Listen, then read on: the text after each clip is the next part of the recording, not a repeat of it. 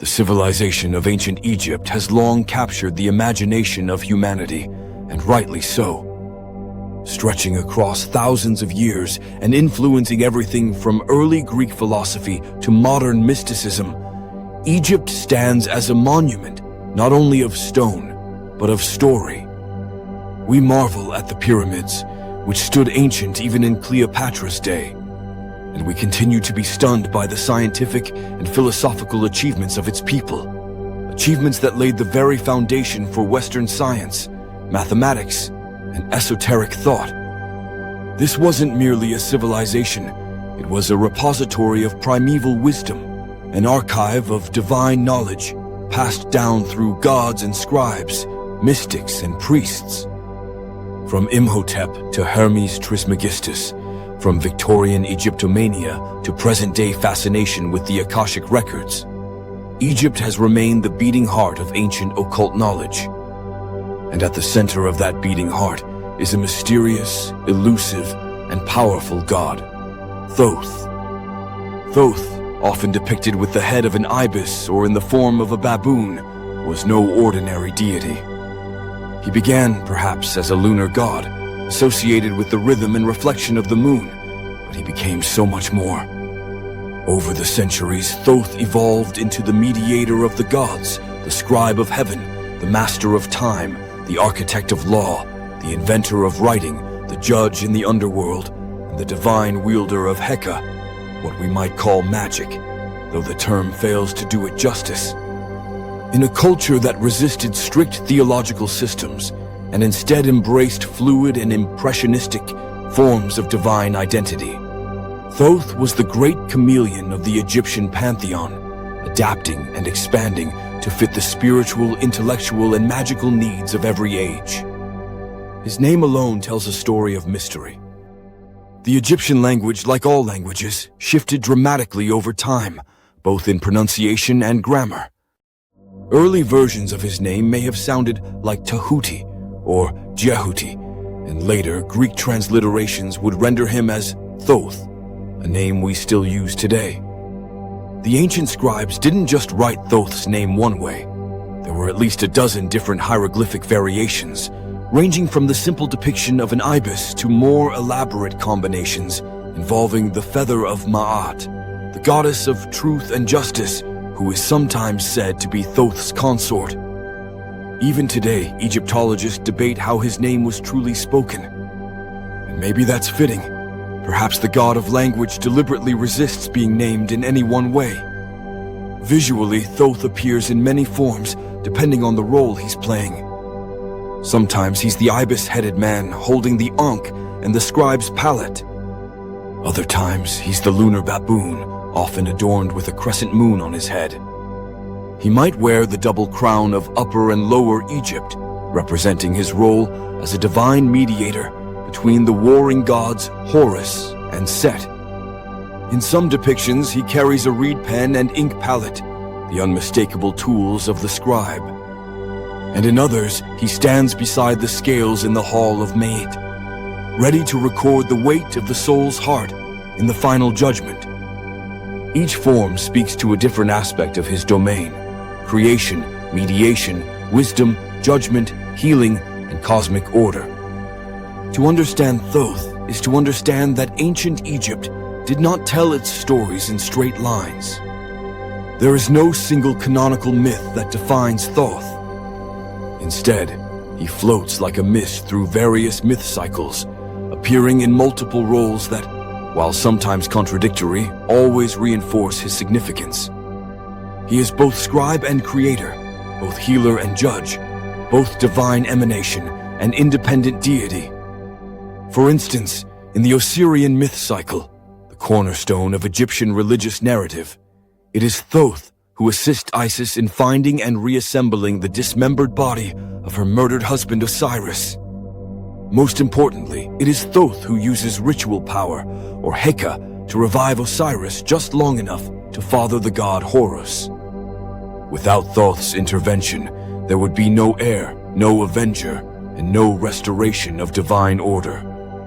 That act alone cements his role not just as an assistant to the gods, but as the one who ensures the continuity of divinity itself. But he doesn't stop there. Thoth also protects the infant Horus, hiding him in the marshes of Chemnus and healing him when he's wounded. He appears as a defender in the courtroom drama of Horus versus Set, standing not only as an advocate for Horus, but also as the keeper of justice itself.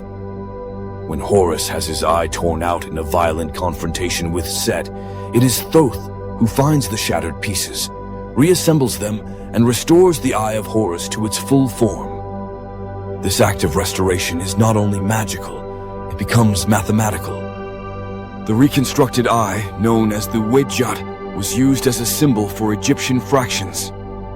Here again we see Thoth operating at the intersection of language, healing, cosmology, and numerology, a deity who doesn't just fix what is broken, but redefines it, makes it sacred, and embeds it into the very structure of reality. His connection to the moon further deepens his complexity. As a lunar deity, Thoth was associated with time, especially in the context of the Egyptian calendar. The first month of the year was named after him. The waxing and waning of the moon were thought to represent wounds that Thoth would heal, mirroring the mythic restoration of Horus's eye. This lunar identity wasn't just symbolic, it tied Thoth to the very mechanism by which Egyptians understood fate and destiny. As the protector and regulator of time, Thoth was said to write the years of the pharaoh's reign into his book of annals. He didn't just record time, he made it.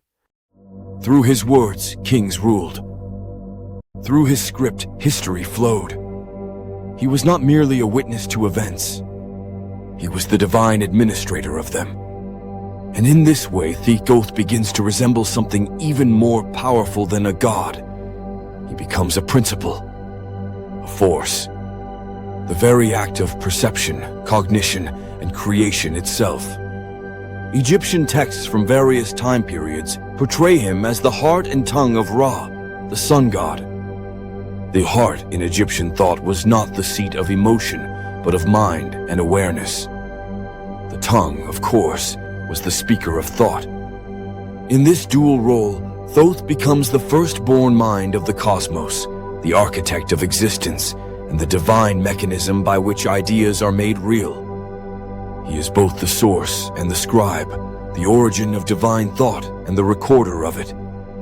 He is the mirror by which the universe sees itself. Eventually, Thoth's role expands beyond the boundaries of Egyptian theology. As Greek culture mingled with Egyptian thought, Thoth was syncretized with Hermes, the Greek god of wisdom, travel, and language. This fusion birthed a new figure, Hermes Trismegistus, the thrice great Hermes. This wasn't just a simple merger of two mythologies. It was a spiritual reconfiguration. Hermes Trismegistus became the embodiment of all sacred knowledge, an archetype of the sage, the prophet, the philosopher.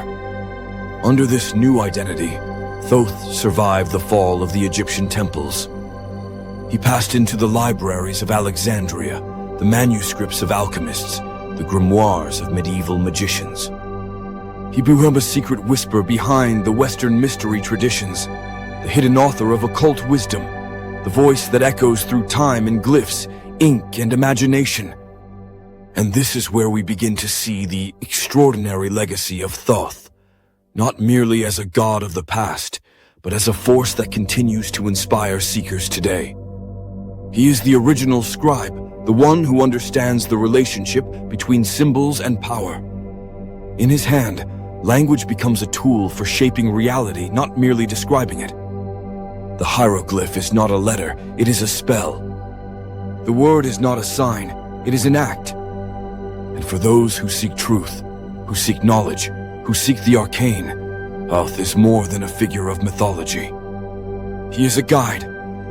If the first thing Thoth teaches is that reality can be written, then the second thing he reveals is that it can be rewritten through Heka. This ancient Egyptian concept, often mistranslated as magic, is far more profound than the conjuring tricks or fantasy illusions the modern mind might imagine. Heka is the living power of the divine, the primal force used by the gods themselves to shape, heal, and sustain the cosmos. It is not superstition, but sacred technology. Not metaphor, but mechanism. Heka was the operating system of ancient Egypt's spiritual universe, and Thoth was its supreme programmer. Referred to in numerous texts as the Lord of Heka, the one who performs Heka, or simply great in Heka, Thoth doesn't merely use this power, he is inseparable from it. His very name was sometimes used as a determinative symbol in magical spells, indicating that the act itself was under his dominion. This power was not theoretical, it was direct, tangible, and vital to the survival of the soul, both in this life and in the perilous journey of the afterlife. Heka was required to repel disease, venom, spiritual attack, and chaos. It was used to heal the body, to sanctify temples, to consecrate rituals, to navigate the Duat, the underworld, and to ensure rebirth and deification beyond death. Heka was needed to communicate with the gods, to animate sacred statues, to bless the offerings, and even to empower the spoken word itself. In this magical economy, language had weight, and Thoth was the treasurer. Words were deeds. Speech was creation. Ink was divine fire. Through the sacred texts inscribed under Thoth's guidance, the Egyptians believed they could participate in the maintenance of cosmic order. The myth of the Eye of Horus demonstrates this beautifully. When Horus's eye is torn out by Set, it is Thoth who gathers the pieces, reassembles them, and restores the eye, not only to Horus, but to the heavens. That reconstructed eye, which becomes the Wedjat, is not merely healed, but transformed.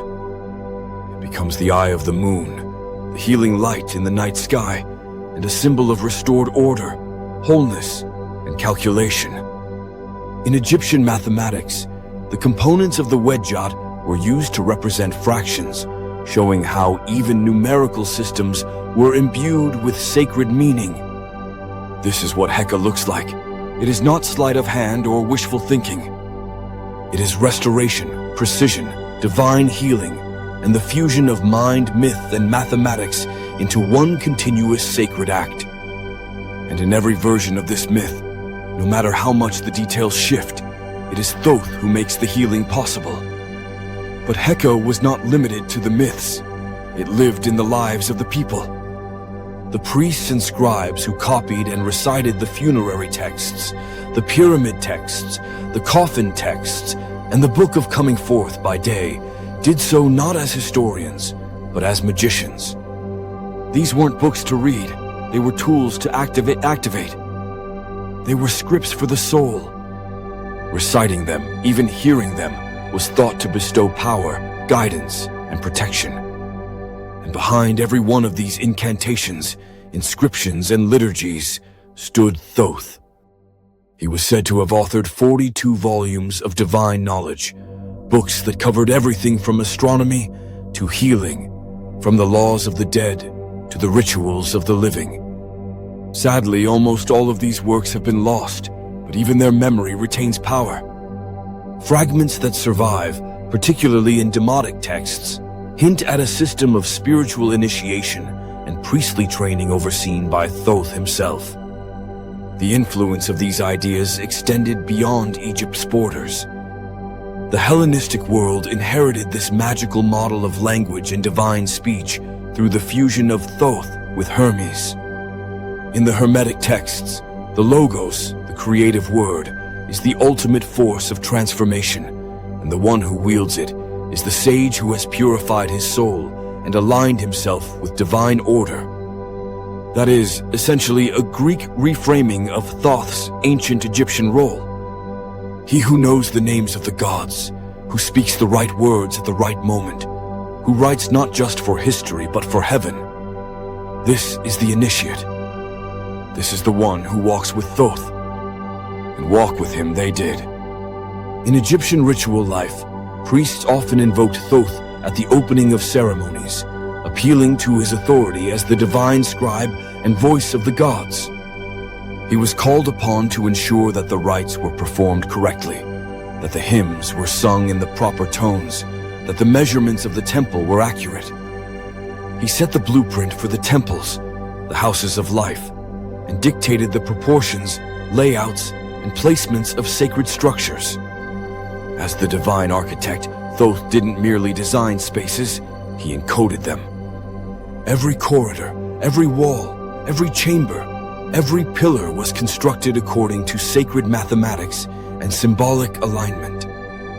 Entering a temple was not just entering a building, it was entering a living book, written in stone, authored by Thoth, and activated through ritual and intention. This architectural dimension of Heka shows just how deep the Egyptian integration of magic, science, and religion truly was. Sacred space was an extension of sacred language, which in turn was an expression of sacred law. And all of it flowed through the pen and voice of Thoth. Even the act of writing, so often taken for granted, was seen as inherently magical. The hieroglyphs themselves, called Medu Necher, or words of the gods, were considered living entities. To write them was to summon their power. To inscribe them on walls, coffins, or papyri was to fix divine reality in place. This is why even the image of Thoth, carved into amulets or painted on ritual objects, was believed to carry power. He was not a symbol, he was a channel, a conduit of Heka, bound to ink, intention, and invocation.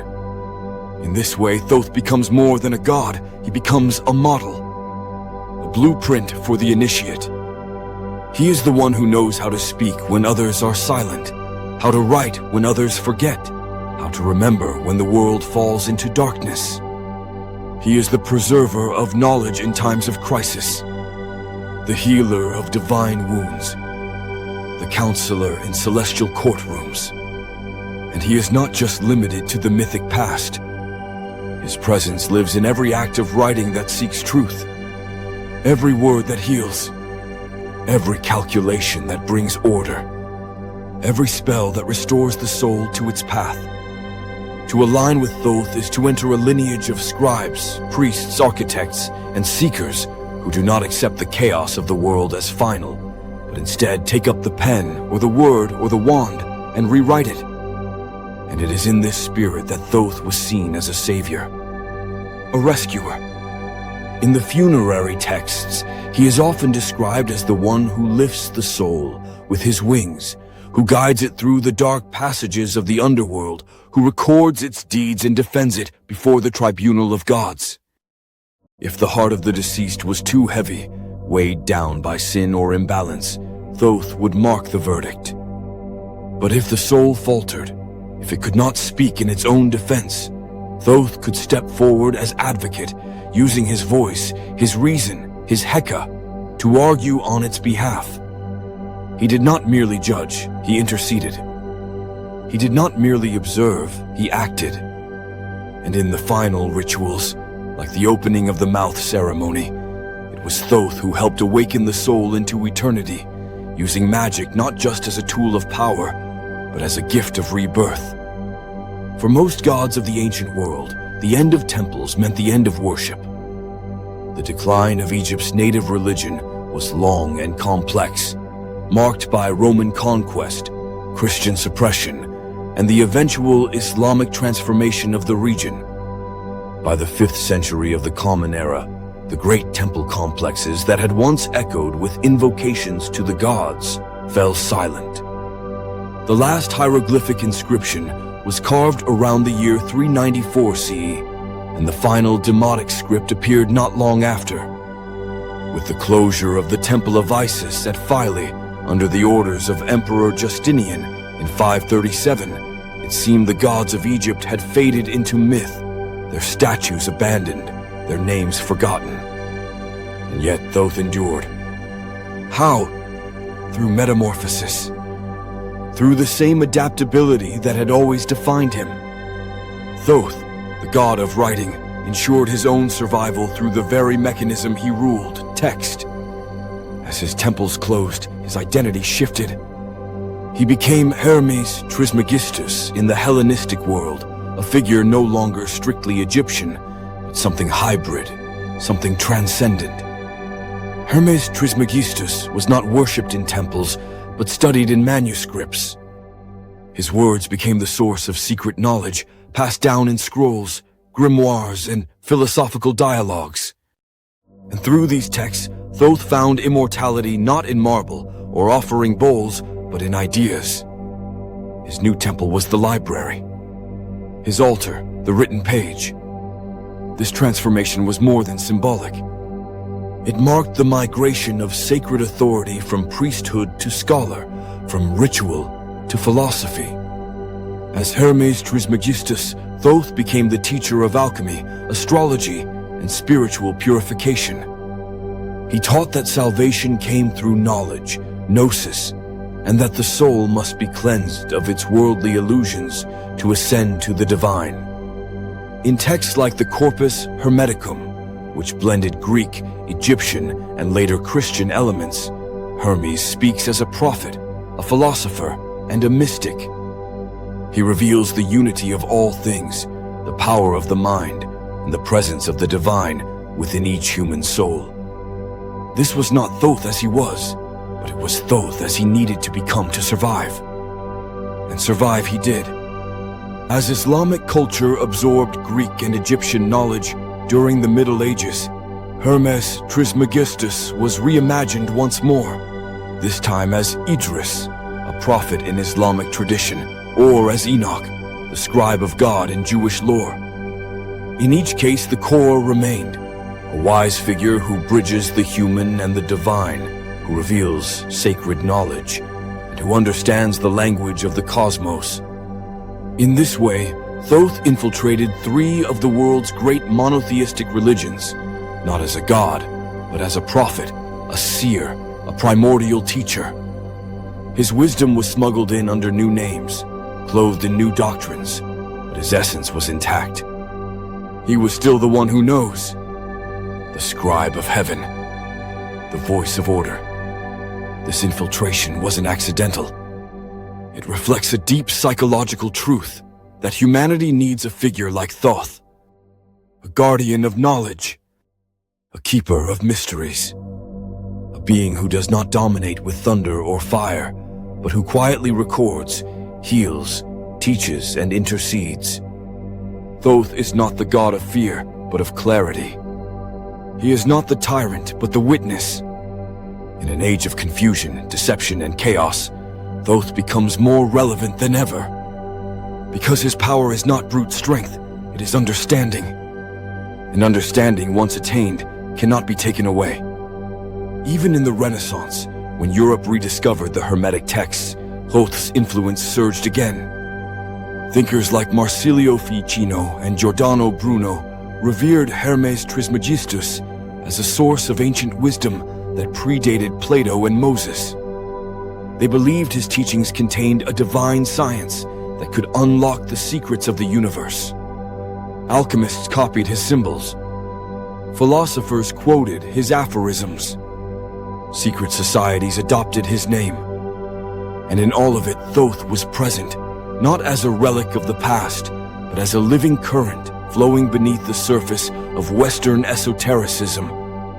His legacy became the foundation of what we now call the occult. Yet, for all the lofty interpretations, Thoth also remained personal. He was the god of scribes, and scribes are human. People who write, think, and create. In ancient Egypt, scribes would keep shrines to Thoth in their workspaces, honoring him before beginning a task. They saw him not just as a cosmic figure, but as a partner in their daily practice. Every word written was an offering. Every sentence a ritual. Even today, whether we recognize it or not, when we write with intention, when we speak truthfully, when we seek understanding, we invoke Thoth. We step into his current. We become, for a moment, scribes of the divine. And this is perhaps his greatest gift, that he continues to call to those who seek. He does not demand worship. He does not punish the ignorant. He simply waits for the curious, the hungry, the brave, those who dare to learn, those who feel that words have power, that symbols can open doors, that knowledge can transform reality. Thoth is not hidden. He is everywhere, in every library, in every whisper of intuition, in every symbol you can't stop thinking about, in the moonlight that falls on an open page. He is not behind us, but beside us, guiding the hand that dares to write its own fate. In the end, Thoth proves that gods do not die. They evolve. They migrate. They adapt. Their temples may fall, their statues may crumble, but if their essence speaks to something eternal in the human soul, they survive. Not as fantasies, but as forces. Not as myths, but as mirrors. Thoth has survived every empire, every book burning, every translation error, every erasure, because he lives in the act of knowing, the act of naming, the act of remembering. He is the god of the threshold, the bridge between chaos and order, the moment when silence becomes speech. And as long as that moment exists, Thoth endures. So if you find yourself drawn to the mysteries, to sacred geometry, to its ancient texts, to the power of language, to the hidden forces behind the veil, then perhaps Thoth is already with you. Perhaps you are already in his temple. Not of stone, but of thought. Not of incense, but of intention. Perhaps he waits for you to pick up the pen, or to speak the name, or to read between the lines. Perhaps he never left. In the end, Thoth remains one of the most astonishing survivors of ancient religious thought. His story is not one of decline, but of transformation. Not one of fading away, but of reappearing in new forms, always relevant, always wise, always waiting. Whether as a god of Egypt, a sage of Greece, a prophet of Islam, or a symbol in the hands of the modern occultist, Thoth continues his work. He records. He reveals. He teaches. He heals. And he reminds us that knowledge is sacred, language is magic, and truth, however hidden, is always worth seeking.